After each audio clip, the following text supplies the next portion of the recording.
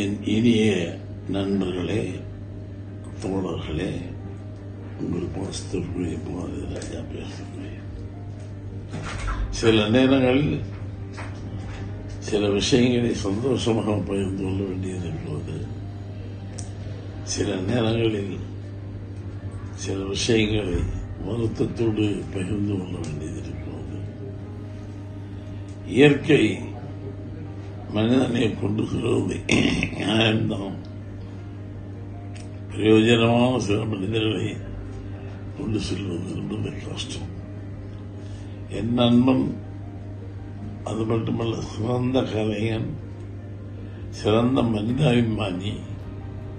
இன்று வரையிலும் அவன் வீட்டுக்கு சென்று பசியாரி வராதவர்கள் யாரும் கிடையாது. அத்தகைய ஒரு நல்ல கலைஞன்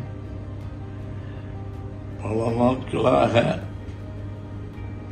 எந்த விதமான மூமெண்ட்டும் இல்லாமல் இருக்கும்போதே தமிழ்நாடு முழுவதும் மட்டுமல்ல உலகம் முழுவதும் வருத்தப்பட்டது. ஏனென்றால் ஒரு நல்ல கலைஞன்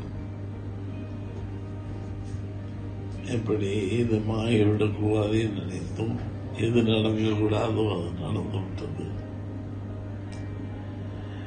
என்றாலும் அவன் வீட்டுக்கு சென்று சாப்பிடாதவர்கள் கிடையாது. அவன் வீட்டுக்கு சென்று அவனை தரிசிக்காதவர்கள் கிடையாது. நல்ல மனைவி, நல்ல பிள்ளைகள், நல்ல ரசிகர்கள். இவ்வளவு சீக்கிரமாக அவரை கடவுள் அழைத்துக் கொள்வான் என்று நினைத்துக் கொள்ள பார்க்க முடியவில்லை. அது கஷ்டமாக நிகழ்வுகள். காலை செய்தி கேட்டவுடனே, ஏன்னா அவன் கலைஞன் மட்டுமல்ல, மிக சிறந்த ஃபைட்டர். நல்ல கலைஞன், நல்ல ஃபைட்டர், நல்ல இறக்க சிந்தாலே. யாருக்கு என்ன பண்ணணுமோ அவன் அந்த காலகட்டத்தில் பண்ணுவான். சினிமா நடிகர்கள் சம்பாதிக்கலாம், ஆனால் சம்பாதித்து பிறருக்கு அள்ளி கொடுத்தவன் விஜயகாந்த். விஜயகாந்தோட ஒரு படம் தான் செய்திருக்கிறேன். ஆனால் அந்த ஒரு படத்தில் என் அனுபவம் வித்தியாசமானது. விஜயகாந்தோடைய படம், ஆனால் அவரோடு நடித்து அவரோடு பழகி பார்த்தவர்களுக்கு தான் தெரியும் அவன் எவ்வளவு பெரிய மனிதன் என்று.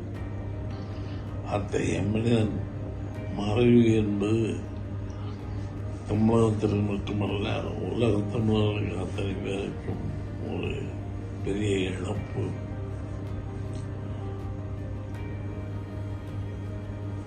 என்ன செய்வது? சில நேரங்களில் இயற்கை தவிர்க்க முடியாத ஒன்று. என்னால் உடல்நிலை சரியில்லை, நடப்பவர்கள் கூட முடியவில்லை. ஒவ்வொரு காலகட்டத்திற்கும் ஒரு மனிதனுக்கு ஒரு இது உண்டு. அதுபோல இந்த காலகட்டத்தில் பாரதி ராஜாவால் ஆக்டிவாக நடந்து சென்று பார்க்க முடியவில்லை என்று கவலை இருக்கிறது. விஜயகாந்த் வெற்றிப்படி நாட்டியம்.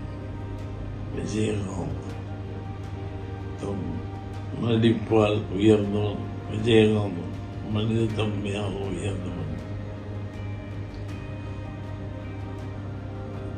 அவருடைய ஆத்மா சாந்தி அடைய, அவர் குடும்பம் ஆத்மா சாந்தி அடைய நான் என்னுடைய வருத்தங்களை எல்லாம் தெரிவித்துக் கொள்கிறேன். அவருடைய ரசிகர்களுக்கு நான் கூறுவதெல்லாம், நீங்கள் எதையும் செய்ய வேண்டாம். விஜயகாந்த் மனிதர்களுக்காக என்ன செய்தாலும் அதை செய்தாலே போதும். நீங்கள் அவருக்கு கொடுக்கின்ற ஆத்மாவாகும். அவர் ஆத்மா சாந்தி அடைய நான் கடவுளை பிரார்த்திக்கிறேன்.